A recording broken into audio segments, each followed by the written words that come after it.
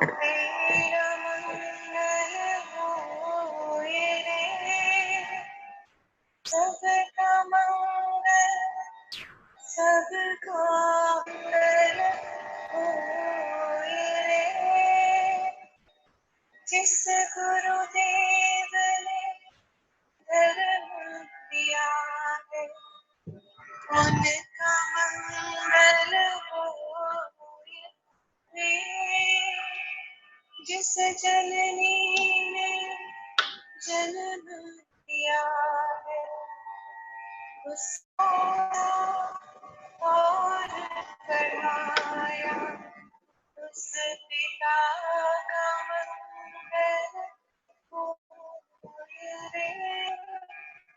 इस जगत के सब दुखिया रे, प्राणी का मंगल होए रे।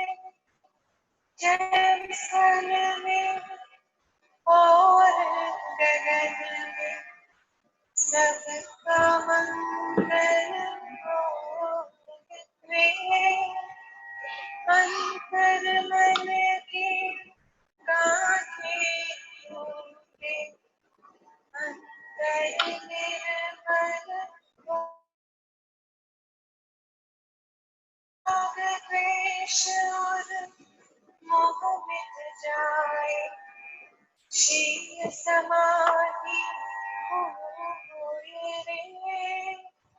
शुद्ध धर्म धरती पर जागे, पाप पराजित होए रे। इस धरती के धरती में कण कण में धर्म समोए रे। शुद्ध धर्म जन जन में जागे, घर घर शांति समोए रे। तेरा मंगल, तेरा मंगल, सबका मंगल होए रे।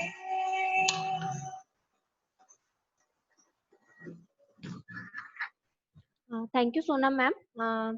So, Sonali ma'am, I would like to welcome you from the whole team's Krishnashray Gurukul सेडी and thank you so much आपने अपना इतना अच्छा प्रीसियस टाइम हम सबके लिए निकाला and without wasting time I would over to you and we will try to learn much as possible from you. So thank you so much ma'am and over to you. Thank you very much Poonam ji and thank you कि मुझे ये अवसर दिया गया है कि मैं आप सबसे एम्ब्रॉयडरीज के बारे में बात कर सकूं. मुझे मालूम नहीं है कौन कौन ये मीटिंग में ऑलरेडी है, पर आई थिंक जो कृष्णालय गुरुकुल की तरफ से आप जो काम कर रहे हो इज सुपर्ब. स्टूडेंट्स को इतनी अच्छी अपॉर्चुनिटीज मिल रही है और अपने स्किल डेवलपमेंट के लिए जो उनको चांसेस आप दे रहे हो is very good. Sanjay ji को मैं बहुत ही आभारी मान रही हूँ कि उन्होंने मेरे को ये चांस भी दिया है, और अंबुजा फाउंडेशन को भी और आपको भी पूनम जी. Yes, तो आपकी जूम पे पूनम जी आपकी जनरली सिस्टम क्या होते हैं? स्टूडेंट्स सब इंटरैक्ट करते हैं सिर्फ चैट बॉक्स से कि वो लोग बातें भी करते हैं जब बुलाया जाता है तब? हाँ, they can unmute themselves and speak, and they can also write something in chat box as well if they have any type of query. तो वो chat box में भी लिख सकते हैं, बाकी अपना unmute करके भी बोल सकते हैं. दोनों ही can I ask them to show themselves once so I know what is the kind of student profile or what are the kind of people who are part of? Yes, yes, ma'am. I would request to students if they can open their cameras and just so I can know who all I'm speaking. Yes, it's nice to see people when you're talking to them. Yes, exactly. So I would request to the student, please open their cameras. Like Ruchi, Dolly, you can open your cameras if possible. Yes, she is one of our, one-man army, Lalita ji, and she is doing work in SHG. Okay. And she is also our ex-trainee, like pass-out trainee, and she has a good work in embroidery as well.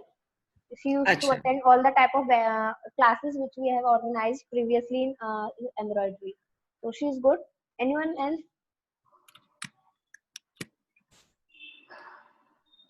I am trying to, मैं देखना चाहती हूँ कि यहाँ पे Yes. Student profile, मतलब आपके participant का प्रोफाइल कैसे है Yes. कि She is Ruchi.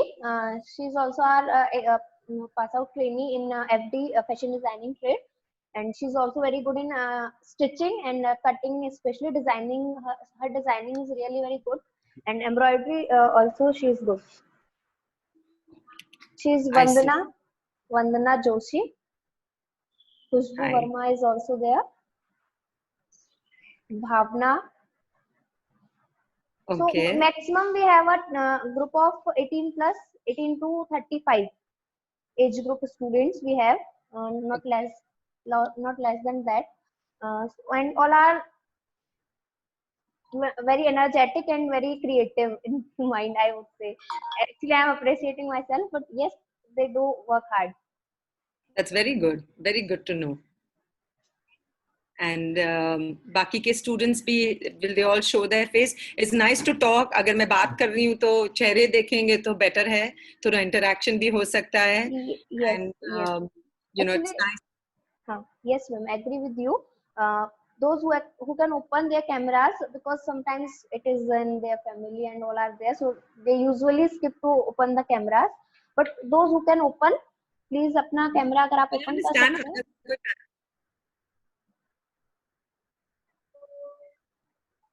मुझे कोई डिस्टर्ब नहीं होगा अगर बैकग्राउंड में कोई फैमिलीज भी दिखे, पर एटलीस्ट मुझे मालूम पड़े कि मैं जो बात कर रही हूँ उसकी क्या असर हो रही है. And it's nice to talk and not to black boxes, but चेहरे होते हैं तो it's nice. Yes, yes, ma'am. So should we wait for more people to show up or should we start? Ma'am, we can start. Maybe sometime it is network issue. That's why the camera is not able to open. No problem. So No. we can start. Then मैं फिर भी request करूंगी सभी student जो open कर सकते हैं अपना कैमरा, वो ओपन करके अपना सेशन लें, जिससे कि थोड़ा इंटरैक्टिव और आपको भी मजा आएगा सीखने में और मैम को भी बहुत अच्छा लगेगा आपके साथ इंटरेक्शन करने में.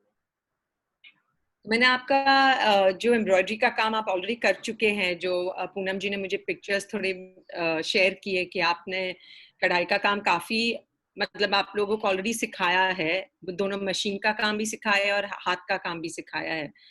सो मेरे यहाँ पे मैं थोड़ा अपने बारे में बताती हूँ आपको कि मैंने मेरा अंडर ग्रेजुएशन का प्रोग्राम किया था बीकॉम कॉमर्स करके, और फिर मैंने लॉ की पढ़ाई की, और लॉ के साथ साथ मैंने टेक्सटाइल डिजाइनिंग का जस्ट सीखने के लिए मैंने सीख लिया.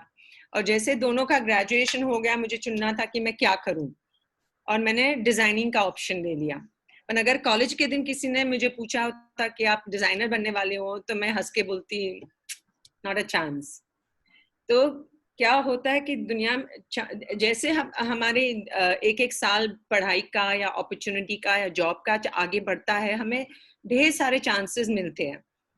हमें अपना दिमाग जितना हो सके, दिमाग की खिड़कियां दरवाजे खुले रखते हैं, तो हमें बहुत सारे चांसेस और अपॉर्चुनिटीज दिखते हैं. तो ऐसे नहीं कि हम एक ही तरफी से देखते रहे दुनिया को.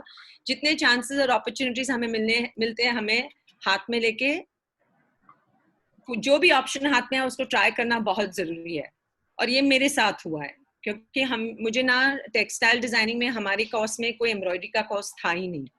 मैं जो भी सीखी हूँ मैं मार्केट में खाट पे बैठ के ही सीखी हूँ. हमारे कॉलेज में जब मैंने टेक्सटाइल डिजाइनिंग किया तो हमारा काफी हाथ पे फोकस था कि हम ड्राइंग्स कैसे करते हैं, पेंटिंग्स कैसे करते हैं, स्केचिंग कैसे करते हैं, उसी को रेंडरिंग कैसे अच्छे से कर सकते हैं. हमारा थोड़ा वीविंग पे था, पर एम्ब्रॉयडरीज पे तो हार्डली कुछ था. इसलिए जब आपको चांस मिल रहा है एम्ब्रॉयडरीज के बारे में जानने या पूछने, पूछो मेरे से जो भी क्वेश्चंस. आप जैसे मैं आपको प्रेजेंटेशन बताऊंगी, कुछ भी पूछना है आप जरूर से freely ask me, so I can, ये इंटरैक्टिव प्रोग्राम हो जाए. अभी आपको यहाँ पे एम्ब्रॉयडरीज का जो अपने देश में है, जैसे इंडिया में है, आपको कोई कोई भी डिजाइनर्स का नाम मालूम है जो एम्ब्रॉयडरीज के लिए काफी मशहूर है, जिसके लेबल्स, एम्ब्रॉयडरी के लेबल्स बहुत ही मशहूर है? किसी को भी कोई नाम मालूम है तो अनम्यूट करके आप मुझे शेयर कीजिए. जैसे कि साबिया साची का नाम, ऐसे साबिया साची या तरुण तैल्यानी या राहुल खन्ना या जो भी, जिस किसी के भी नाम आप फेमिलियर है किसी के भी नाम से? ओके, तो जैसे इंडिया में बहुत सारे एम्ब्रॉयडरीज करने वाले डिजाइनर्स हैं जो गारमेंट्स पे एम्ब्रॉयडरीज करते हैं, जो अपनी साड़ीज, ब्लाउजेस, घाघरा, सलवार कुर्तास पे कढ़ाई का काम बहुत करते हैं और बहुत सारा काम होता है। अपने देश में इतने अलग अलग किस्म की एम्ब्रॉयडरीज अवेलेबल है कि कभी ऐसे लगता है कि जितना जानो उतना कम है। ये अपनी संस्कृति है जो इतनी रिच है कि अगर नॉर्थ इंडिया में जाओ तो एम्ब्रॉयडरी वहां पे अलग है, साउथ इंडिया में जाओ तो एम्ब्रॉयडरी वहां पे अलग है। इट्स लाइक अपने देश में भोजन कितने अलग अलग किस्म के, साउथ इंडिया में अपने इडली डोसा मिलता है तो नॉर्थ इंडिया में जाओ तो अपने को पनीर और मक्खन वाला और ऐसे मिलता है। कलकत्ता में जाओ तो आपको फिश ज्यादा खाने को मिल रहा है। तो उसी हिसाब से एम्ब्रॉयडरी भी इतनी अलग अलग किस्म से इंडिया में है कि कभी कोई कारीगर अगर कश्मीर से या यूपी से एम्ब्रॉयडरी का काम करता है, वही सिलाई, वही एम्ब्रॉयडरी का तरीका करने कोई और समझो बंगाल से आता है, उसी ताके को वो अलग नाम से पहचानता है और उसी ताके को अलग किस्म से भी करता है, पर ओवरऑल लुक आप देखोगे तो लगेगा अरे इसमें कुछ ज्यादा फर्क नहीं है। तो अपनी ये संस्कृति, अपना ये हेरिटेज इतना रिच है कि हमें खुद को ही इसका अंदाज नहीं है और हमें इसकी कदर भी नहीं है, जबकि हमें इससे सबसे ज्यादा गर्व होना चाहिए। अगर आप दुनिया के सबसे ज्यादा मशहूर डिजाइनर्स का नाम अगर आपने सुना है, जैसे कि ये लेबल्स है जैसे कि शनेल, क्रिस्टियन डियोर, ये सब ग्लोबली जो सभी कंट्रीज में सबसे मशहूर लेबल्स और सबसे महंगे लेबल्स ये हैं। और इन लोगों का एम्ब्रॉयडरी का काम काफी तौर से भारत में होता है। तो ऑब्वियसली अगर ये एम्ब्रॉयडरी इतनी सुंदर है तो ही इतने बड़े डिजाइनर्स उनके कपड़ों पे लगाते होंगे और बेचते हैं।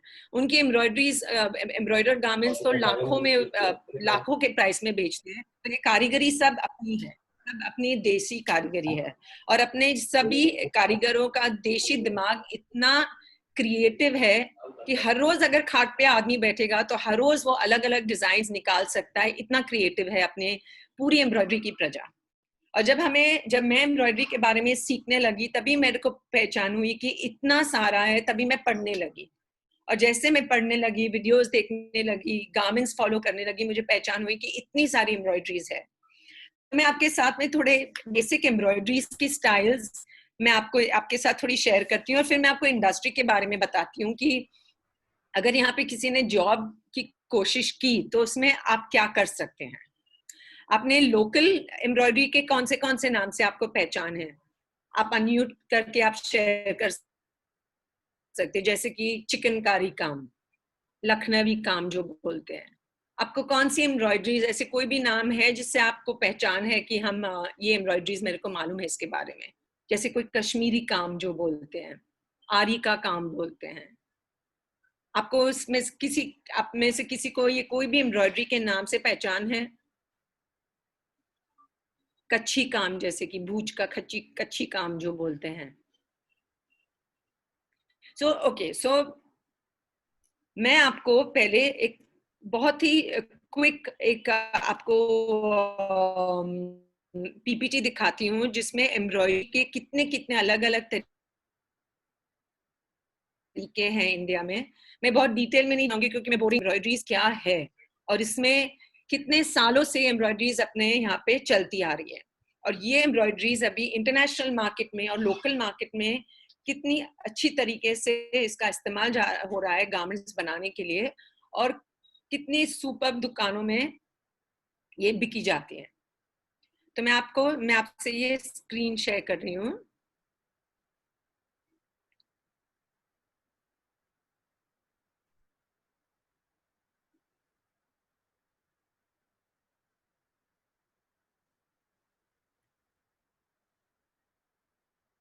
आपको दिख रहा है ये इंडियन एम्ब्रॉयडरीज जो लिखा हुआ है? Yes, ma'am. Visible. Is it visible? Yes.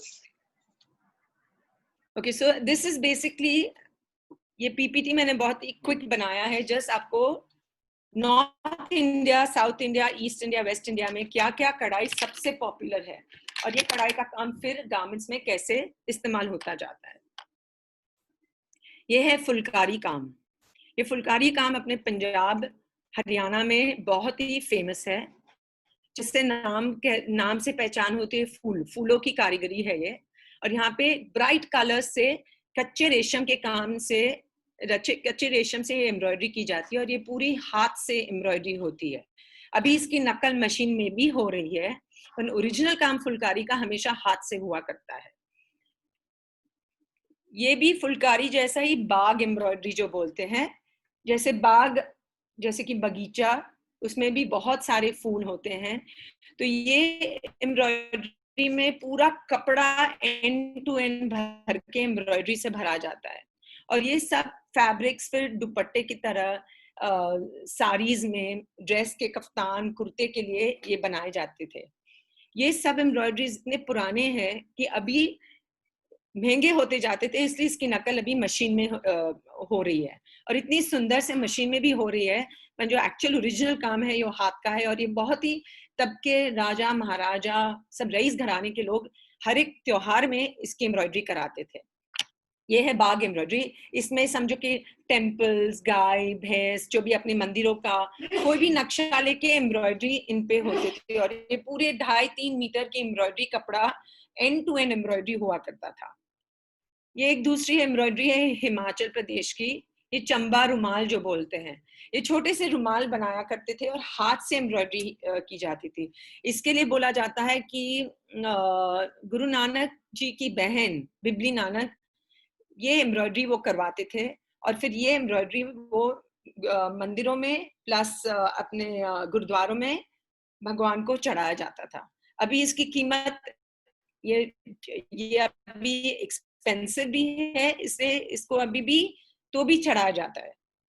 तो ऐसे में आपको 3 इमेजेस दिखाती हूँ। ये भी पुराने वो जो चौपड़ नाम वो जो गेम खेला करते थे पहले, तो ये पूरी एम्ब्रॉयडरी चौपड़ में की गई है। ऐसे ही कुरुक्षेत्र की भी है। तो ये सभी छोटे छोटे से रुमाल थे जो पूरे हाथ से करके भगवान को चढ़ाया जाता था। अभी ये है लखनऊ की चिकनकारी काम। इसके लिए भी बोला जाता है कि शाहजहां की बीवी नूरजहां ये एम्ब्रॉयडरी करवाती थी। ये एकदम ही सॉफ्ट कपड़े पे, कॉटन कपड़े पे लाइट कलर्स में करवाते थे और इसका धागे का काम हमेशा व्हाइट से होता था। अभी आप देखेंगे तो यही एम्ब्रॉयडरी अभी जॉर्जेट कपड़े पे भी हो रही है और अभी तो लोग डाई भी कर लेते ताकि ये काम जो धागे का व्हाइट होता था वो व्हाइट कलर को भी डाई कर सकते हैं। अभी इसकी कढ़ाई अभी कलर से भी चालू हो गई है। अगर आप ध्यान से देखेंगे जो ग्रीन वाला जो इमेज है उसमें धागा ऊपर के हिस्से में है आउटलाइन में और नीचे धागा कपड़े के नीचे है, तो उसका शैडो वर्क हमें ऊपर से दिखता है। नीचे अगर आप देख रहे हैं तो धागे से चौकड़ी चौकड़ी मारा हुआ धागा है, पर वो धागा नीचे है और ऊपर जो है सिर्फ आउटलाइन का काम है। इसको शैडो वर्क बोलते हैं। और इसमें जो गीट होता है, छोटा छोटा गीट होता है, वो थोड़ा 3 डायमेंशनल होता है, जो नॉट्स बोलते हैं, हम फ्रेंच नॉट बोलते हैं इंग्लिश में।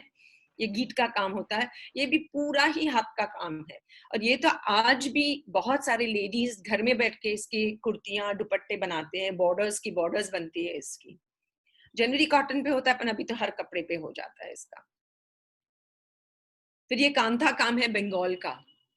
ये जो है ये simple in and out stitches है, पर इतनी सुंदरता से ये तभी भी लेडीज उनके जो डेली काम जो होता था कि समझो पहाड़ी में काम किया या फूलों या बागों में काम किया, तो वही एम्ब्रॉयडरीज में वो निकाल के हाथ से ड्राइंग करके एम्ब्रॉयडरी उसकी निकालते थे।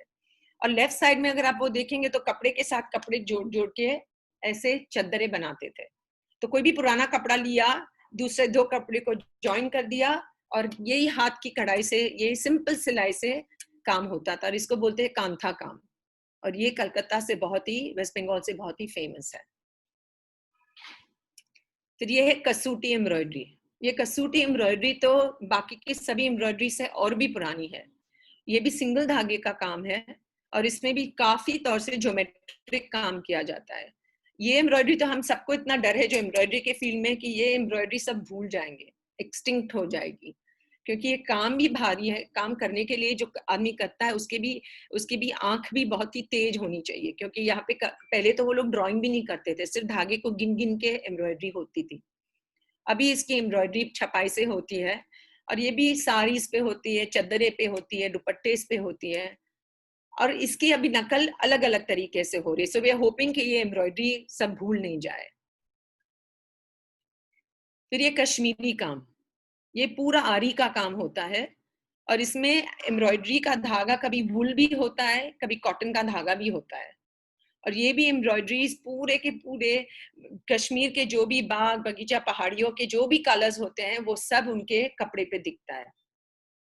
तो ये एम्ब्रॉयडरी लेडीज भी करते हैं, जेंट्स भी करते हैं, और इसी से उन्होंने कार्पेट्स भी चालू किया। तो कश्मीर की एम्ब्रॉयडरी, अब कश्मीर नॉर्थ इंडिया में, तो जबकि पुराने अपने इतिहास देखेंगे तो कितने लोग इंडिया में तभी आए थे, इन्वेडर्स जो आए थे, शहशाह सूरी, उसके पहले के लोग आए, इतनी एम्ब्रॉयडरी की तभी भी एक्सचेंजेस हुए कि सबकी इन्फ्लुएंस अपने को एम्ब्रॉयडरीज में दिखती है। ये है गुजरात, राजस्थान मिरर काम जो बोलते हैं, आभला काम बोलते हैं। ये भी काम हाथ का था, तभी लेडीज करते थे, अभी यही काम मशीन में भी होने लगा है। और ये काम जरदोजी में भी होता है, आरी में भी होता है। मैं आपको वो दोनों ताका का समझाऊंगी थोड़ी देर बाद। पर ये एक पुराना विंटेज ब्लाउज पीस का हिस्सा है, और आप देखेंगे कि कितने अलग अलग कलर्स मिरर के गोल में घुमाया गया है। तो ये जब राजस्थान और गुजरात में, वहां पे समझो कि काफी माहौल डेजर्ट का होता है, तो डल कलर्स, ऐसे कोई बाग बगीचा नहीं होता है वहां पे, तभी से लोग कलर्स अपने घर में एम्ब्रॉयडरी से लाते थे, कि उनके घर के दरवाजे पे तोरण होता है, उनकी चद्दरे पे एम्ब्रॉयडरीज, कपड़े पे एम्ब्रॉयडरीज। इनफैक्ट राजस्थान में और गुजरात में एम्ब्रॉयडरीज तो हर चीज में करते थे। इवन उनके बैल और गाय के ऊपर जो कपड़ा लगाते थे उस पे भी एम्ब्रॉयडरी करते थे। बच्चे पैदा हुए तो एम्ब्रॉयडरी, बच्चे का नामकरण होता है तो कौन सा दुपट्टा, तो अलग दुपट्टा उसके लिए होता है। हर ओकेजन के लिए एम्ब्रॉयडरी यूज होती थी। और ये एम्ब्रॉयडरी, जितनी ज्यादा एम्ब्रॉयडरी की जाती थी उतने, मतलब वो या तो कम्युनिटी पे उनका ओहदा हाई होता था, तो उस हिसाब से एम्ब्रॉयडरी उनके कपड़ों पे ज्यादा होती। पर एम्ब्रॉयडरी सब करते, गरीब से गरीब, अमीर से अमीर, एम्ब्रॉयडरी उनकी एक डीप संस्कृति है। ये भी है आरी का काम है, ये भी यहाँ पे अपने ट्राइबल जो एम्ब्रॉयडरीज करते हैं ना, जैसे रबारन और वहाँ के बंजारे लोग करते हैं, ये एम्ब्रॉयडरीज हर एक कपड़े पे आता है। और ये भी काम बहुत ही जल्दी हो सकता है। आपको इस किस्म की एम्ब्रॉयडरी आई थिंक आपके टीचर ने सिखाई है, जो आपने मैंने एक पिक्चर देखा जो आपने सिंगल सुई से की होगी, पर ये एम्ब्रॉयडरी एक्चुअली होती है, ओरिजिनल होती है, तो इसको आरी की सुई से होती है। मैं आपको वो भी दिखाऊंगी बाद में। ये एक पुराना विंटेज ब्लाउज है, विंटेज मतलब बहुत ही पुराना ब्लाउज है, जिसका फोटो हमने कोई आर्काइव से निकाला है। अभी आप देखोगे तो इंटरनेशनल डिजाइनर्स, समझो अमेरिका में, इटली में, यही एम्ब्रॉयडरीज को इंस्पिरेशन के तौर से जैकेट्स बना रहे हैं, टॉप्स बना रहे हैं। एम्ब्रॉयडरी करके सिर्फ उनके आस्तीन पे एम्ब्रॉयडरी होगा, कॉलर पे होगा, या शर्ट के फ्रंट में होगा, पर एम्ब्रॉयडरी का आइडिया ऐसे पीसेस से लेते हैं। और दुख की बात है कि जब सालों पहले जब सूखा हुआ था सब जगह पे, तब बहुत सारे कारीगर लोगों को पैसे की शॉर्टेज की वजह से उनके ओरिजिनल पीसेस बहुत ही कम दाम में उन्होंने निकाल दिए होंगे तभी। तो कभी कभी ऐसे पीसेस हमें पेरिस में मिलते हैं, यूएस में कोई डिजाइनर के पास से निकलता है, कि कभी कभी जिनको भी चांस मिला खरीद लिया, कारीगर को भी सपोर्ट किया, और ये फिर उनके आर्काइव्स में, मतलब उनके म्यूजियम में रखते हैं, और फिर उस आइडिया उठा के वो लोग गारमेंट्स आगे बढ़ के बनाते हैं।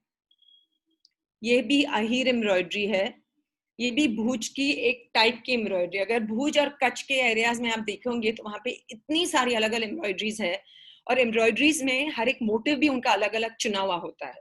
और जितनी एम्ब्रॉयडरी ज्यादा है उनके गारमेंट में, उतना वो लोग मानते कि ये हमारा ठस्सा है।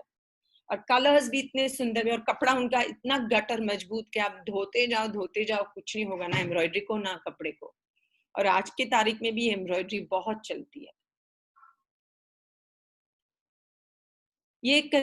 मैं आपको जरदोजी का इंट्रोडक्शन दे रही हूँ। जरदोजी का काम क्या है? जरदोजी का काम सिंगल सुई का काम है। जैसे अगर हम बटन टाँगते हैं या आई हुक करते हैं, तो हम जो नीडल, जो सुई घर में यूज करते हैं, वो काम जरदोजी के काम में इस्तेमाल, वो सुई जरदोजी के काम में इस्तेमाल होता है।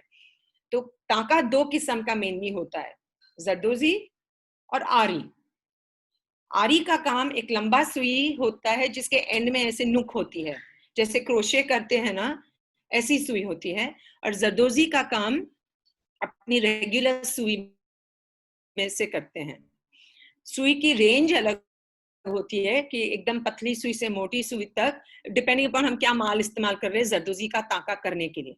अभी इसमें आप देखेंगे तो ये पूरा 3 डायमेंशनल पैडिंग किया हुआ है। जो पक्षी का हिस्सा है वो उसका बॉडी थोड़ा 3 डायमेंशनल उठाया गया है, रेस किया गया है, और बाकी की एम्ब्रॉयडरी जमीन पे लगाई हुई है। ये है गारा काम, ये पारसी गारा काम है। ये जो फोटोग्राफ्स आप देख रहे हैं ये इतनी प्राचीन है कि शायद ये कोई मेरे को म्यूजियम से, मेरे को किसी के हेल्प से मेरे को म्यूजियम से मिला है। जनरली पारसी लोग ये साड़ी लंबी बॉर्डर्स में बनाते हैं। उनकी साड़ीज में पक्षियां, फ्लावर्स, कोई कोई में तो ये जो ब्रिजेस आप देखते हैं ना, ये ब्रिज का काम उनका डेवलपमेंट और एवोल्यूशन के लिए बताते थे एम्ब्रॉयडरीज में। और नीचे जो आप एक सिंगल बॉर्डर देख रहे हैं, जैसे कि वो नीचे आदमी के साथ में एनिमल्स है, वो पूरा फ्रेंच नॉट में गीट का काम से किया हुआ है। ये पूरा गारा का काम जरदोजी का काम होता है।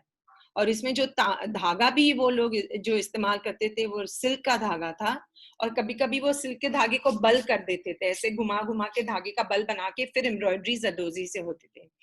एक साड़ी बनाने में कभी 8 से 9 महीना जाता है।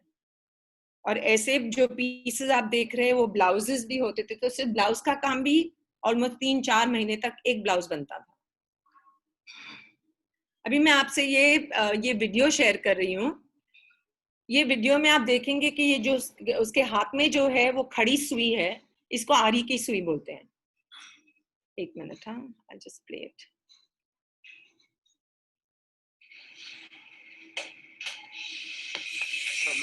ये जो है सुई आरी की मशीन की तरह जाती है और फट फट जाती है।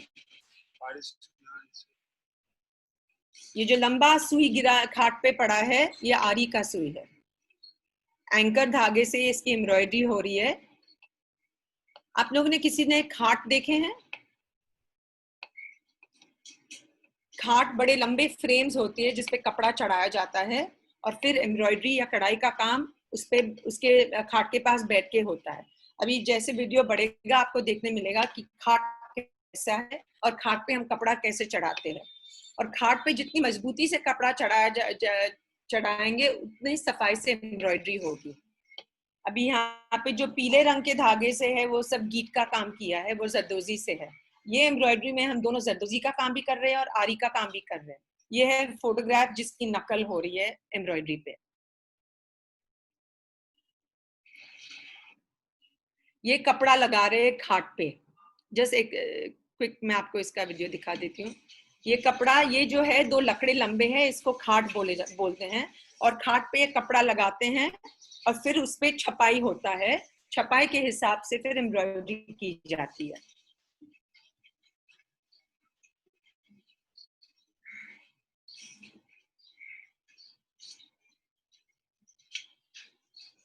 ये जो आप देख रहे हैं ये पूरा फ्रेम है।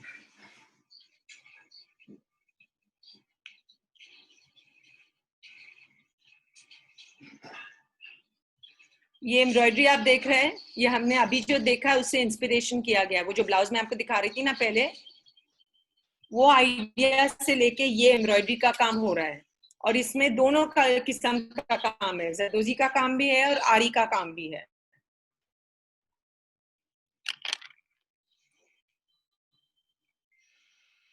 अभी यहाँ पे जो आप देख रहे हैं, ये देख रहे हैं वो आउटलाइन का काम कर रहे हैं आरी से। तो सुई ऊपर से पकड़ते हैं और धागा नीचे है, और जैसे सही ऊपर खींचते हैं तो धागा ऊपर आता है और वापस नीचे चला जाता है। और ये जो खटखट आवाज आ रही है वो सुई धागे कपड़े के अंदर कितनी स्पीड से जा रही है वो सुनने में आ रहा है आपको।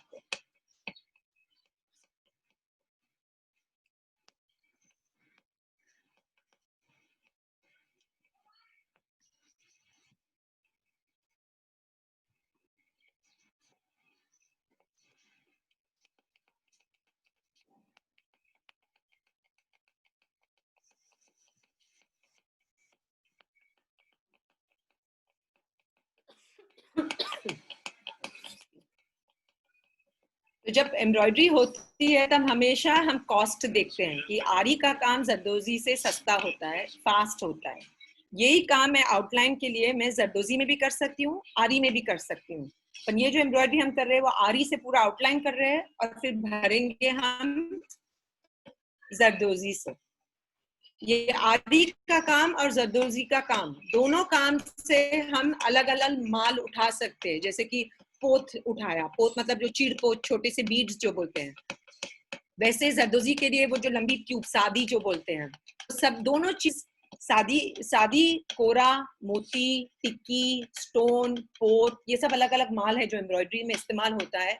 और ये सभी माल दोनों सुई से उठाया जा सकता है, आरी से भी उठाया जा सकता है, जरदोजी से भी उठाया जा सकता है। अब ये देखो आप, वो जो एम्ब्रॉयडरी कर रहा है, यहाँ दिखा रहे हैं आपको, ये ताका है, हम सल्ली गीट बोलते हैं इसको। तो ये धागा लंबा होता है और फिर गीट उसके एंड में होता है, और बीच में जो पिंक धागे में आपको दिख रहा है वो सब छल्ले का काम है, वो पूरा जरदोजी का काम होता है। तो धागा उठाया जरदोजी में, उसको छोड़ा और फिर अंदर कपड़े में टाँक दिया। तो ये सब कारीगरी है। तो मैं एक डिजाइनर हूँ, मेरे एम्ब्रॉयडरी का काम है। अभी एक मिनट मैं आपको ये दिखाती हूँ, ये जो छपाई के लिए है, ये कटोरे में, और ये सफेदा पाउडर है। ये सफेदा पाउडर हम कटोरी में मिक्स करते हैं केरोसिन के साथ, और फिर हम छपाई करते हैं अपनी डिजाइन का। और छपाई कैसे होता है, पहले उसका जो ड्राइंग होता है ऐसे खाका पेपर पे करते हैं। आप देख रहे हैं ये खाका पेपर है, ये खाका पेपर पे हम छेद करते हैं। ये मशीन है जो छेद करने का मशीन है। ये छोटे छोटे बारीक होल्स बनाते हैं एम्ब्रॉयडरी पे। ये मोटर से होता है। पहले के जमाने में पिन से करते थे, 1 छेद, 2 छेद, 3 छेद, ऐसे होल्स बनाते थे हाथ से। अभी मशीन आए हैं ताकि हम खाका का जो पंचिंग करते हैं वो स्पीड से हो सकता है। नहीं तो एक खाका का पंचिंग करने में 1, 2, 3 दिन चले जाते थे। जब इतने बड़े बड़े गाउन्स का एम्ब्रॉयडरी करना है तो पूरा एम्ब्रॉयडरी का खाका जो करना है हाथ से का घीसते हैं, और उसकी छपाई कपड़े के ऊपर आती है। और यही एम्ब्रॉयडरी है जो आप अभी खाट पे देख रहे थे। तो एम्ब्रॉयडरी जब हम आरी में भी करते हैं, जरदोजी में भी करते हैं, हमें हमेशा ये प्राइस ध्यान में रखना पड़ता है कि कौन सा काम जल्दी होगा, उतना ही सुंदर लगेगा और प्राइस इफेक्टिव होगा। ये है एम्ब्रॉयडरी के सैंपल्स जो हम बनाते हैं। अभी आपने जो देखे एम्ब्रॉयडरी, ऐसे हम सैंपल, आप देख रहे हैं मेरा कंपनी का नाम है निधि क्रिएशंस। तो हम ये एक सैंपल एम्ब्रॉयडरी का सोच के बनाते हैं। अगर आप ध्यान से देखेंगे तो इसमें टिक्की है, सल्ली है, बीच में स्टोन है, पोत है, शादी का काम है। और येलो वाले सैंपल में टिक्कीज है, पोत है। ये सभी काम, कोई काम इसमें जरदोजी में किया गया है, कोई काम आरी में किया हुआ है। तो हम ऐसे सैंपल्स बनाते हैं और ये सैंपल्स फिर हम हमारे क्लाइंट्स को दिखाते हैं, और क्लाइंट ये एम्ब्रॉयडरी से चुन के कौन सी हमारी एम्ब्रॉयडरी कौन से गारमेंट में लगाना चाहिए, आर्ट वर्क हमें भेजते हैं, या हमारे एम्ब्रॉयडरी से हम वो चुन के बोलते हैं हमें कि हमें ऐसे ऐसे लेआउट चाहिए। या और देखेंगे तो ये और अलग अलग नमूने दिखा रही हूँ मैं। अभी अगर ये जो फूल आप देख रहे हैं, जो रंग बिरंगी फूल है, एक्चुअल इंस्पिरेशन इसका है तो जो मैंने आपको पहली एम्ब्रॉयडरी दिखाई थी ना, फुलकारी काम, एम्ब्रॉयडरी का आर्ट वर्क या जो ड्राइंग था वो फुलकारी के हिसाब से किया, पर एम्ब्रॉयडरी का पूरा तरीका हमने टिक्की लिया है, पोत लिया है, रेशम का छल्ला लिया है। जो आउटलाइन आप देख रहे हैं, माइक्रो टू कट बोलते हैं उसको। जो काला रंग का आपको दिख रहा है ना एम्ब्रॉयडरी के पूरा गोल घूमता हुआ, इसको माइक्रो टू कट बोलते हैं। ये भी काम हम आरी से भी गिरा सकते हैं, जरदोजी से भी गिरा सकते हैं। तो मैंने जो आपको एम्ब्रॉयडरीज अभी तक का दिखाया, जो इंडिया में एम्ब्रॉयडरीज बनती है, इसको हम कैसे मॉडर्न बनाते हैं और सैंपल्स बनाते हैं, और सैंपल के हिसाब से फिर क्लाइंट्स चुनते हैं कि हमें ये एम्ब्रॉयडरी कौन से गारमेंट में कैसे इस्तेमाल करना है। ये और भी सैंपल्स है। अभी आप राइट साइड पे देखेंगे तो कितने अलग अलग किस्म के स्टोन्स है। ये स्टोन भी हम काफी जगह जगह से स्टोन इकट्ठे करते, फिर हम सोचते कैसे इसकी एम्ब्रॉयडरी का सैंपल बनाएंगे। अभी ये सभी सैंपल्स गारमेंट्स में यूज होते हैं, क्राफ्ट्स में। अभी तो ये कोविड की वजह से अभी मास्क में भी एम्ब्रॉयडरीज यूज होने लगी है, तो सबको एम्ब्रॉयडरीज मुंह पे लगा के घूमना है। अब ये देख रहे हैं कि ये गारमेंट्स है जो एम्ब्रॉयडरी से सैंपल से उन्होंने चुन के ये सैंपल्स उन्होंने गारमेंट पे कैसे प्लेस करेंगे, कैसे लेआउट करेंगे, और फिर हम ये कपड़ा खाट पे लगाते हैं, खाट पे एम्ब्रॉयडरी करते हैं, और फिर ये गारमेंट की पूरी सिलाई होती है। काफी लोगों की गारमेंट की सिलाई हम खुद करते हैं, या तो फिर हम सिर्फ गारमेंट के पैनल्स होते हैं जो हम उनको क्लाइंट को वापस भेजते हैं और वो लोग वहां पे उसकी सिलाई करते हैं। तो अलग अलग गारमेंट्स है, कोई जैकेट्स है, कोई पैंट्स है, कोई ड्रेसेस है, कोई लॉन्ग स्कर्ट्स, गाउन्स, शादी के जो गाउन्स बनते हैं व्हाइट में, उसमें भी हम काफी एम्ब्रॉयडरीज करते हैं। ये है एक पिक्चर जैसे आपके अलग अलग एम्ब्रॉयडरी के टांके। अभी यहाँ पे जो आपको 2-3 टांके मैंने देखे कि आपके टीचर ने सिखाए हैं, पर जो चेन स्टिच है, जो आपको नंबर चेन स्टिच जो लिखा हुआ पढ़ रहे हैं, जो सेकंड लाइन में 3rd नंबर का है, ये यहाँ पे चेन स्टिच दिखाया है जरदोजी के टांके से, और आपने जो वीडियो में देखा वो आरी के टांके से होता है। वो काम फास्ट होता है, इंडस्ट्रियल काम जैसे होता है, और ये जो चेन स्टिच का काम होता है जो लेडीज घर में करते हैं उस हिसाब से होता है। तो ये आपको जिस एम्ब्रॉयडरीज के अलग अलग बेसिक टांके का फोटो मैंने दिखाया है। अभी यही एम्ब्रॉयडरी के टांके लेके समझो मैंने एक पोत उठाया और फिर गिरा दिया खाट में टांके के साथ, वैसे पोत लगता है, वैसे टिक्की लगती है, वैसे स्टोन्स लगते हैं, और पूरी एम्ब्रॉयडरी साथ में आके एक खूबसूरत डिजाइन बन जाती है। तो मैंने आपको एक आगे के मैं एक स्क्रीन में दिखाती हूँ। इसमें अगर आप देखते हैं तो बहुत सारा पोत का, ये यहाँ पे सब मिक्स मटेरियल का काम है। तो हम जब सैंपल बनाने बैठते हैं तो हम सोचते हैं कि चलो ये सीजन में क्या ज्यादा चलने वाला है, इससे हम रिसर्च करते हैं क्या मूड बोर्ड होगा कंपनीज का, क्या कलर्स होगा सीजन का, उस हिसाब से हम माल इकट्ठा करते हैं। अगर ऐसे लग रहा है कि स्प्रिंग का काम है, जहाँ पे फूलों का मौसम होता है, माहौल फूलों का ज्यादा होता है, तो कौन सा फूल भी चलेगा ज्यादा मार्केट में, उसका भी रिसर्च करते हैं। फिर वो फूल किस हिसाब से उसको एम्ब्रॉयडरी करना चाहिए ताकि वो अलग लगे, 3 डायमेंशन लगे, कपड़े से कभी ऊपर बाहर आता हुआ हम दिखाते हैं, तो कैसे वो सब हम सोचते हैं कि अलग अलग एम्ब्रॉयडरीज करने के टाइम। अभी इंटरनेशनल मार्केट की बात कर रही हूँ मैं, कि 4 सीजन्स बेसिक होते हैं, एक समर का सीजन, और समर के पहले का सीजन हम प्री स्प्रिंग, प्री फॉल, और फॉल मतलब ठंडी का मौसम, दिसंबर के टाइम का। तो हर सीजन का कंपनीज अलग अलग मूड बोर्ड्स होता है। मूड बोर्ड मतलब उनके विचार में मेरे को अभी फेदर का काम चाहिए, वो सब हमको इनपुट्स आता है कंपनी से, और फिर हम ऐसे डिजाइन्स बनाते हैं, और फिर सैंपल्स बनता है, उनके पास जाता है, वो चुनते हैं उनको क्या चाहिए, और फिर गारमेंट पे हम एम्ब्रॉयडरी करके उनको भेजते हैं। और फिर जो फोटोग्राफ्स मैंने आपको बाद में गारमेंट्स पे दिखाए, ये वाले, ये सब उनके शोज में आते हैं, जैसे कि कोई कैटवॉक शो होता है या रैंप वॉक जो बोलते हैं, उनके मॉडल्स पहन के हमें फिर फोटोग्राफ्स भेजते हैं कि हमने एम्ब्रॉयडरी आपकी इस किस्म से यूज किए। बीच वाला ड्रेस जो आप देखेंगे वो लाइट ब्लू कलर का, वो उसमें काम काफी मशीन का काम है, और मशीन एम्ब्रॉयडरी का हमने फूल बनाए थे, और फिर वो फूल को हमने ड्रेस पे हाथ से टांका ताकि वो 3 डायमेंशनल एम्ब्रॉयडरी हो जाए। तो एम्ब्रॉयडरी का सब्जेक्ट ऐसा है कि इसमें कुछ गलत नहीं होता है, देखने वाले की आंख में है कि मेरे को ये पसंद है, ये ब्यूटीफुल है, तो मैं ये सजाती हूँ, मेरा ड्रेस ऐसे सुंदर लगना चाहिए। जितना हर सीजन में हम मेहनत करते हैं, अगले सीजन में हमारी सोच बदलती है कि अभी हमें क्या क्या नया लगाना चाहिए, इसलिए हम, और ये सब रिसर्च अपना इंडियन एम्ब्रॉयडरीज के बेसिस पे होता है कि अगर मेरे को फुलकारी एक सोच है, तो फुलकारी को मैंने कैसे मॉडर्न तरीके से उसको ट्रांसफर कर दिया है, कश्मीरी काम को हमने कैसे उसको मॉडर्न तरीके से ड्रेस पे लगा दिया है, ताकि अपनी एम्ब्रॉयडरीज कैसे मॉडर्न तरीके से इस्तेमाल हो सकता है, और अपनी एम्ब्रॉयडरीज लोग भूल ना जाए। अभी बहुत सारी कंट्रीज में एम्ब्रॉयडरीज होती है, पर कढ़ाई जैसे इंडिया में होती है कहीं नहीं होती। काम सफाई का, क्रिएटिव माइंड्स, और जो हाथ की कारीगरी होती है, स्पीड होती है, और कारीगरों की समझ जो होती है, ऐसे इंडिया के सिवा और बहुत ही कम देशों में है जितना इतनी वैरायटी सबको मिलती है। अभी सवाल ये है कि अगर किसी को ये इंडस्ट्री में काम करना भी है तो या तो आपको एम्ब्रॉयडरी आनी चाहिए। एम्ब्रॉयडरी सीखने के लिए अपने यहाँ पे ग्रैंड पेरेंट्स, पेरेंट्स, बच्चों ऐसे ही एक दूसरे को सिखाते आए हैं सालों से।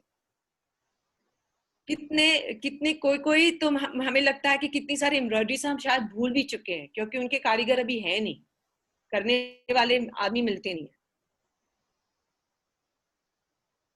उसको जारी रखते हैं। We try to see to it कि जहां पे भी एम्ब्रॉयडरी इस्तेमाल कर सकते हैं हम उसको इस्तेमाल करते हैं। या तो आपको एम्ब्रॉयडरी आनी चाहिए, नहीं तो फिर आपका हैंड अच्छे से चलना चाहिए कि आपको आर्टवर्क बनाने को आए।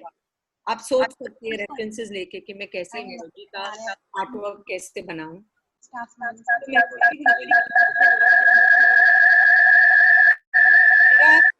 मेरी कंपनी एक्सपोर्ट हाउस है, निधि क्रिएशंस हमारी कंपनी का नाम है जो एक्सपोर्ट हाउस है। हमारी कंपनी में डिजाइनर्स होते हैं, हमारी खुद की फैक्ट्री है जहाँ पे कारीगर बैठते हैं, हमारी सुइंग यूनिट है जहाँ पे स्टिचिंग का काम होता है, पैटर्न मेकिंग होता है, हमारी डिजाइन टीम होती है जो अलग से सोचते हैं कि क्या एम्ब्रॉयडरी करना चाहिए, आर्टिस्ट होते हैं जो आर्टिस्ट का काम करते हैं, और फिर चेकर्स होते हैं, कटर्स होते हैं जो क्लीन गारमेंट का पूरा सफाई करते हैं, धागा कटिंग होता है, धागा चेकिंग होता है, कहाँ पे ताका छूट नहीं गया, खुल नहीं गया, कोई माल कारीगर लगाने को भूल नहीं गया, तो क्वालिटी चेकिंग होता है। ये बेसिकली इंडस्ट्री का मैं आपको प्रोफाइल बताती हूँ। आपने किसी ने पैंटोन कार्ड के बारे में आपको मालूम है पैंटोन कार्ड क्या होता है? तो पैंटोन कार्ड इंटरनेशनल मार्केट्स के कलर्स है। उसमें समझो अगर आपको रेड कलर का धागा चुनना है तो रेड कलर के आपको 20-25 अलग शेड्स आते हैं और उस पर नंबरिंग आता है। तो आपको हमें मालूम पड़ता है कि मेरे को रेड शेड का ये नंबर का डाई करना है या रेड शेड का ये नंबर का माल लेना है। इसको पैंटोन कार्ड्स बोलते हैं, पैंटोन कलर कार्ड्स। इंडिया में भी बहुत इस्तेमाल होता है और इंटरनेशनल मार्केट में भी बहुत इस्तेमाल होता है।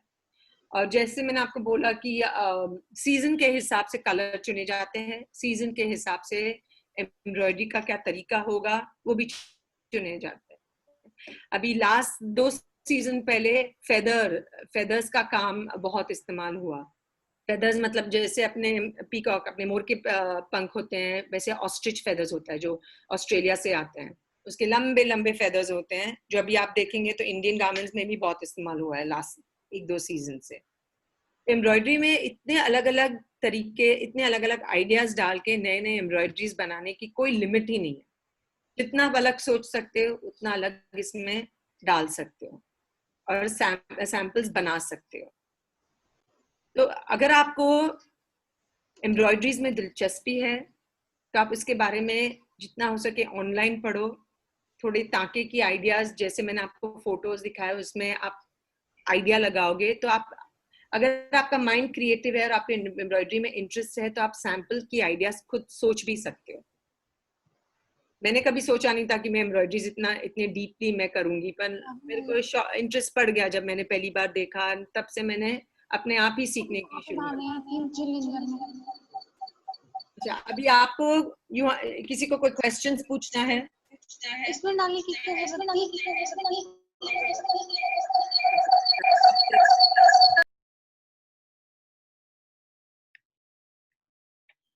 किसी को कोई anybody wants to ask any question chat box में या रूबरू पूछिए तो डिस्कशन अच्छा होता है। Is anyone who want to ask anything? जो भी जिसको भी पूछना है related to embroideries और related to work वो मैम से पूछ सकते हैं। Yes, ma'am. Can I ask a question? Yes, please. Ma'am आपने अभी इसमें जरदोजी बताया, जो आपने पिक्चर दिखाई थी आपकी पीपीटी में, तो उसमें ना वर्क थोड़ा सा मतलब ऊपर की साइड में उठा हुआ था, तो वो सारा हम थ्रेड से उठाते हैं या किसी और चीज का यूज करते हैं? तो उसमें ना हम एक चीज बोलते हैं जो बंडल धागा बोलते हैं, जो खाट को बांधने के लिए जो इस्तेमाल करते हैं ना धागा, वो बंडल धागे से हम पूरा पैडिंग करते हैं।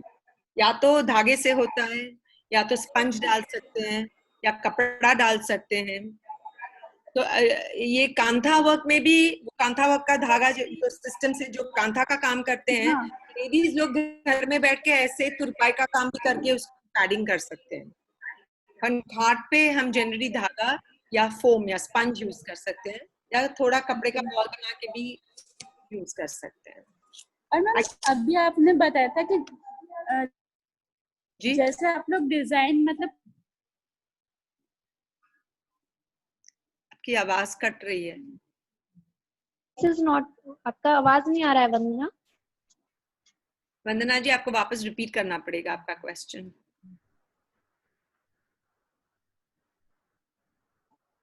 आई थॉट नेटवर्क का इशू है। तब तक कोई और अपना कोई सवाल हो तो पूछ और सकते पूछे, तब तक वंदना जी ज्वाइन कर लेंगे वापस। और किसी को कोई अभी आवाज हैं। हाँ वंदना, अभी now- आवाज आ रही है मैम? जी मैम मैं ये पूछ रही थी, जैसे हम आप लोग ने अभी आपने बताया कि आप गारमेंट्स के भी ऊपर जो वर्क होता है, तो हम लोग पहले वर्क करते हैं या गारमेंट्स रेडी करते हैं? नहीं, क्या होता है कि गारमेंट पहले घाट पे चढ़ाने के लिए गारमेंट को बगैर कटे हुए चढ़ाना चाहिए।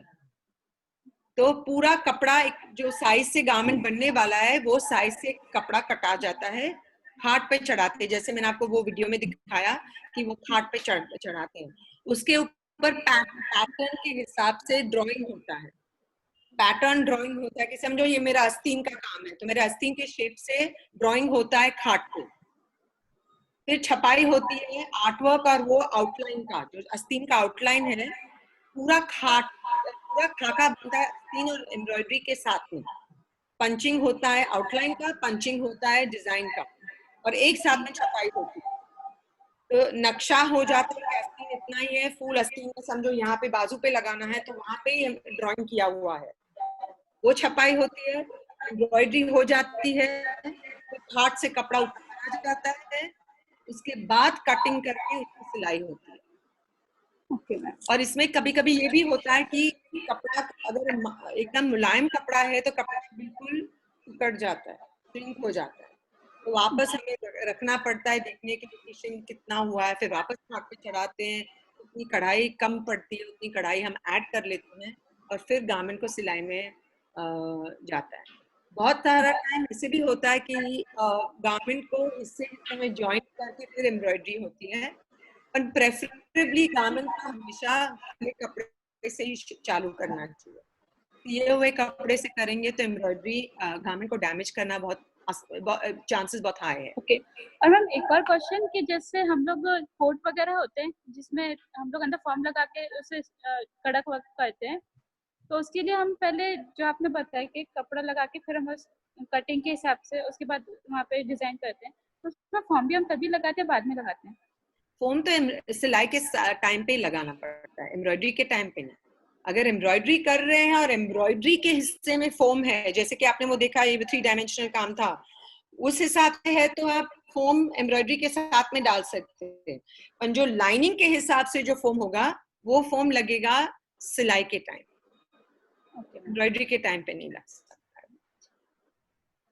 और एक और चीज जो छपाई की बात मैं कर रही थी, हम लोग सफेदा यूज करते हैं ताकि गारमेंट पे कभी छपाई का निशान नहीं रहना चाहिए। अगर छपाई का एक बूंद का निशान भी गारमेंट में रह गया तो हमारा पूरा गारमेंट रिजेक्ट हो सकता है। इससे छपाई करने के टाइम भी हमें इतना ध्यान रखना पड़ता है, सफाई करने के टाइम भी इतना ध्यान रखना पड़ता है, सिलाई करने के बाद भी अगर आस्तीन का जो मैंने आपको बोला ना पूरा नक्शा आस्तीन का है, तो आस्तीन का नक्शा का जो आउटलाइन भी हमारे गारमेंट पे दिखना नहीं चाहिए। तो उसकी सफाई करने का भी तरीका होता है। पुराने जमाने में छपाई के लिए वो लोग क्या करते थे, कागज को जलाते थे, फिर उसकी राख बनाते थे कागज का, और वो पाउडर के हिसाब से छपाई के लिए इस्तेमाल करते थे, तो वो उसका निशान तो जाता ही नहीं। तो अगर आप पुराने पीसेस देखेंगे, अगर आपके पास कोई भी किसी पुराने रबानी एम्ब्रॉयडरी का कुछ एम्ब्रॉयडरी होगा तो काला आउटलाइन आपको पक्का ही दिखेगा, पर एक्सपोर्ट में वो हम बिल्कुल भी इस्तेमाल नहीं कर सकते, एक्चुअली तो लोकल में भी नहीं इस्तेमाल कर सकते। बट इसमें चैलेंज ये होता है कि कभी कभी ना छपाई उड़ जाती है, अगर वाइट छपाई होती है और मशीन पे अगर आप चला रहे हो, मशीन घूमता रहता है या हाथ के खाट पे भी किसी का हाथ लगता जाता है तो छपाई गायब हो जाती है। तो ये सब प्रॉब्लम्स होते ही हैं, एकदम नजदीक से ध्यान से हाथ से उसकी वो ड्राइंग कर लेना पड़ता है और फिर एम्ब्रॉयडरी होती है उसकी। और एम्ब्रॉयडरी के लिए माल इतना इतना सुंदर सुंदर माल हर थोड़े दिन मार्केट में आता है। माल को डाई कर सकते हैं।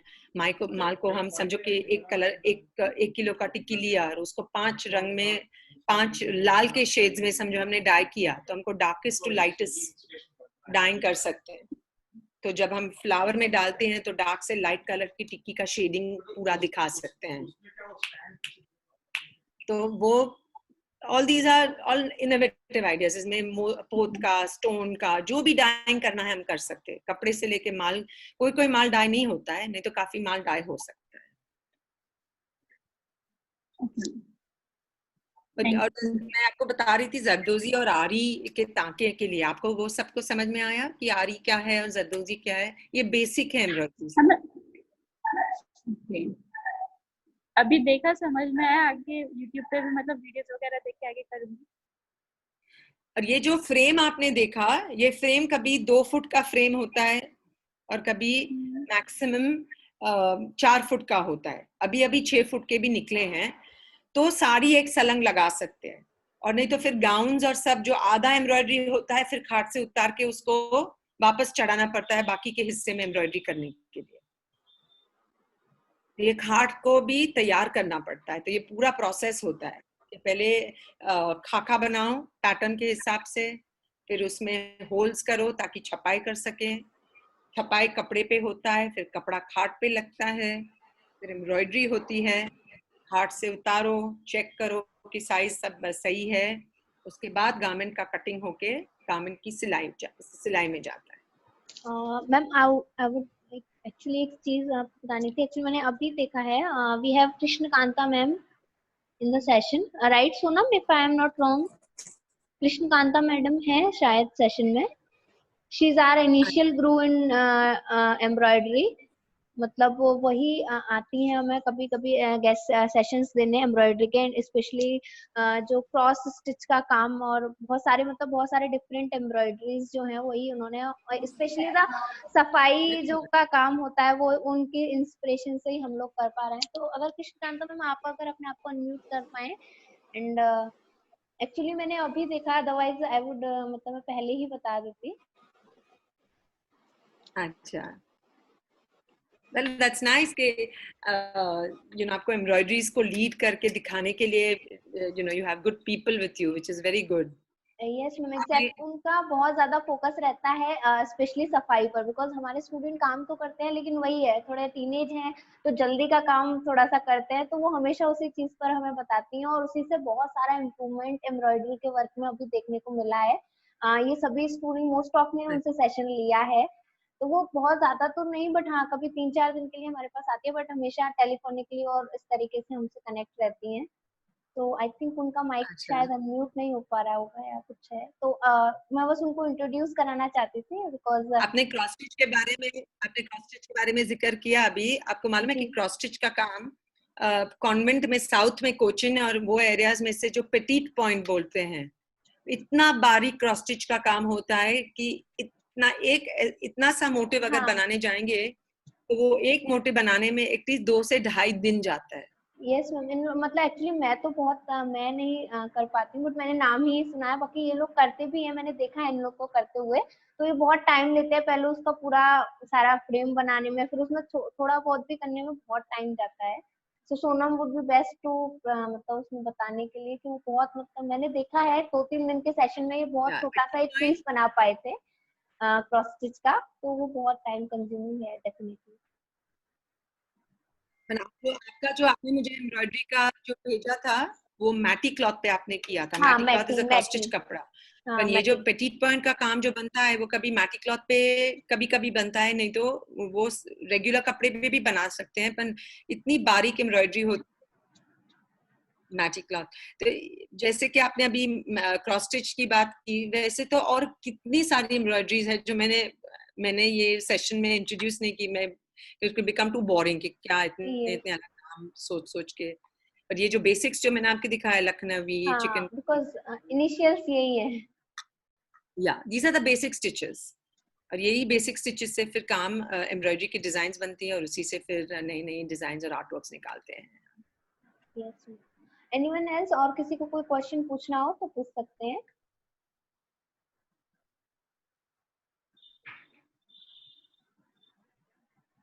आपको ये सेशन इंटरेस्टिंग लगा? आपको ऐसे लगा कि आपको कुछ जानने को मिला इसमें से? Yes ma'am. Good, I am happy to know that. और कोई किसी को क्वेश्चंस बाद में भी पूछना है तो जरूर से आप मेरे को कांटेक्ट करके you can ask me any questions that you want to know about embroidery. Yes. और एक और चीज मुझे आपको बताना था जो मैं प्रेजेंटेशन में मैंने बताया नहीं, कि जैसे मशीन का काम, आपको मशीन का काम भी सिखाया गया है। मशीन का काम जो है उसमें भी तरीके हैं। एक तो single run hand run machine होता है, फिर अभी कंप्यूटराइज मशीन बहुत निकले हैं। तो कंप्यूटर मशीन्स में भी 6 हेड के 12 हेड के मशीन्स निकले हैं जो सलंग कपड़े को एक साथ में 12 हेड मशीन्स के लग के एम्ब्रॉयडरीज होती है। ये काम बहुत ही गुजरात में चलता है। सूरत शहर में तो इतने सारे कंप्यूटर के मशीन्स लगे हुए हैं कि वहां से सबसे ज्यादा मशीन का काम निकलता है। तो उसके लिए भी जो पंचिंग होता है वो कंप्यूटर पे होता है, वो कैड का काम बोलते हैं, और वो पूरा पंचिंग मशीन पे होता है। और वो मशीन का काम, मशीन फिर जैसे पंचिंग होता है उसी हिसाब से मशीन चलती है। तो अगर फ्लावर में शेडिंग करना है तो वो पंचिंग कैसे होता है उस पे है, और फ्लावर का फिर शेडिंग बिल्कुल ही आपके पंचिंग के हिसाब से होगा। और जब भी अगर आपको कभी भी चांसेस मिला या ऑनलाइन देखने मिले तो ये सब बुक्स पढ़ने लायक है, जैसे कि ये बुक इंडियन एम्ब्रॉयडरीज। अगर आपको ऑनलाइन भी इसके एम्ब्रॉयडरीज के बारे में बहुत सारी डिटेल्स मिलेगी। ये दूसरी बुक है, ये सब मेरी लाइब्रेरी में हमेशा रखती हुई है। अहीर एम्ब्रॉयडरीज पे है, भूज के एम्ब्रॉयडरीज। इस सिर्फ एक भूज की एम्ब्रॉयडरीज पे इतनी चौड़ी सी बुक है। तो आप सोचो कि अपने पूरे north to south, east to west में कितनी सारी कढ़ाई हैं जो हमें शायद उसका नॉलेज भी नहीं है। और काफी तौर से जो लेडीज तभी भी बोलते थे कि जो समझो खेतों में जाके काम करके घर पे आते, तो उनका रिलैक्सेशन का काम था एम्ब्रॉयडरी। तभी तो कोई इंटरनेट और टीवी और मोबाइल था नहीं कि लोग टाइम पास करते। तो वो लोग एम्ब्रॉयडरीज करके अपने आप को रिलैक्स करते थे और सुंदर सुंदर चीजें ऐसे घर में सजाने के लिए बनाते थे। तो लेडीज को जो नॉलेज है एम्ब्रॉयडरी का उतना और शायद बहुत ही कम लोगों में इतनी एम्ब्रॉयडरी की नॉलेज होगी। जब मैंने ये एम्ब्रॉयडरी का बिजनेस चालू किया था और मुझे कभी कोई रेफरेंसेस आते थे कि ये एम्ब्रॉयडरी कैसे करना, तो मैं एक्चुअली कोई किसी की नानी या दादी के पास जाके सीख के मैं फिर मेरे खाट वाले को दिखाती थी कि इसकी एम्ब्रॉयडरी ऐसे करनी चाहिए। और मेरे लिए भी ये चैलेंज होता था, क्योंकि एक चीज है कि एम्ब्रॉयडरी के कारखाने में सब जेंट्स होते हैं, ज्यादातर फुल जेंट्स। हैंड एम्ब्रॉयडरी के कारखाने में मेरा मुकादम भी जेंट्स, और मैं वहां जाके बोलूं तो मेरी सुनने के लिए कोई राजी नहीं होता जब तक मेरे पास नॉलेज है। जब मैं नॉलेज से बात करूंगी तो ही सबको मान सम्मान और इज्जत से वो लोग सुनने के लिए राजी होते हैं। नहीं तो बोलेंगे ठीक है ये यंग लड़की है, उसको क्या मालूम है, हम लोग तो सालों से सीख के आ रहे हैं। So you have to know your subject. और ये सब्जेक्ट सीखने के लिए जितनी पढ़ाई कर सकते हो उतनी करनी चाहिए। ये तो सिर्फ एम्ब्रॉयडरी के लिए बोलिए। अगर आप में से किसी को एम्ब्रॉयडरी में इतनी दिलचस्पी नहीं है और आपको समझो आर्टिस्ट्री में है कि आपको ड्राइंग करना अच्छा लगा है, तो यू शुड कीप प्रैक्टिसिंग। आपका हाथ ऑटोमेटिकली जो डिजाइन दिमाग में आए वो हाथ से हम कैसे पेपर पे निकाल सके, वो प्रैक्टिस होती है। तो कहने का मतलब ये कि क्रिएटिव माइंड है, जहां पे भी क्रिएटिविटी कर सकते हैं बहुत सारे दरवाजे खुलते हैं। हमें दिमाग और मेहनत करके ही करना है। मुझे किसी ने एम्ब्रॉयडरी नहीं सिखाया, मैं खुद सीखी। और फिर खाट पे बैठ के कारीगर के बगल में बैठ के आहिस्ते से कि नहीं ये कैसे करता है, अभी मुझे ये दिखाओ ये सिखाओ। आप मुझे बोलोगे कि तू खुद एम्ब्रॉयडरी कर, तो मैं खुद नहीं कर पाऊंगी सफाई से, पर मैं करवाती हूँ क्योंकि मुझे नॉलेज है उसका। Anyway, it was interesting talking। और किसी को कुछ भी पूछना है तो जरूर प्लीज पूछिए। अगर ये लॉकडाउन नहीं होता तो मैं आपको मेरी पूरी फैक्ट्री का फोटोग्राफ और पूरे आपको फैक्ट्री में घुमाती कि मेरा माल कैसे लगाते हैं, कितना कितना अलग माल होता है एम्ब्रॉयडरी में। किसी के भी एम्ब्रॉयडरी की फैक्ट्री में इतने सारे ऑप्शंस होते हैं कि वहां पे पूरे दिन बैठो और सोचते रहो कि मैं ये माल लूं कि ये माल लूं। तो मेरे लिए काम नहीं होता है, एक किस्म का मजा है। मैं कभी थकती नहीं हूँ काम करते. Anybody has any more questions? Anyone have any kind of question? पूछ सकते हैं.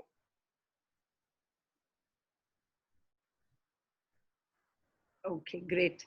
So thank you, Poonam ji, and please, Thank you, ma'am. मेरी thank you to your whole institution. और आप जो काम कर रहे हैं, सबको जो opportunities दे रहे हैं, is very good. So keep it up. और कभी कोई भी support या help चाहिए हमारी तरफ से जरूर से, I will keep in touch with Sanjay ji. Yes, ma'am. Sure. Thank you so much. Actually, आपका thank you because आपने इतना टाइम दिया because इन लोगों को अभी तक जितना भी सिखाया गया है बहुत होम बेस्ड सिखाया गया है. फैक्ट्री साइड और रियल में उसको कहाँ तक ले जाया जा सकता है, शायद आज ही के इंटरेक्शन में हमें पता चला है कि इतना होता है. रियलिटी देखने को एक मौका मिला आपकी तरफ से. तो thank you so much for that. And आपसे हम बाद में डेफिनेटली हम कितनी बारी मतलब कांटेक्ट करेंगे वो तो हमें भी नहीं पता, बट डेफिनेटली करेंगे क्योंकि हमें नीड है और हम चाहते हैं सीखना. हमारे यहाँ काफी सारे कैंडिडेट्स हैं जो रियल में बहुत इंटरेस्टेड हैं और वो इस टाइप के वर्क में जाना चाहते हैं, एम्ब्रॉयडरी, डिजाइनिंग, एंड उनका आर्ट वर्क भी काफी अच्छा है. सो डेफिनेटली हम आपके साथ टच में आएंगे. एंड बहुत अच्छा लगा मैम आपसे मिलकर एंड आपका जो काम था वो जानकर. And we have Okay, I think आपका आवाज कट रहा है. Okay. So But so thank you. Thank you ma'am.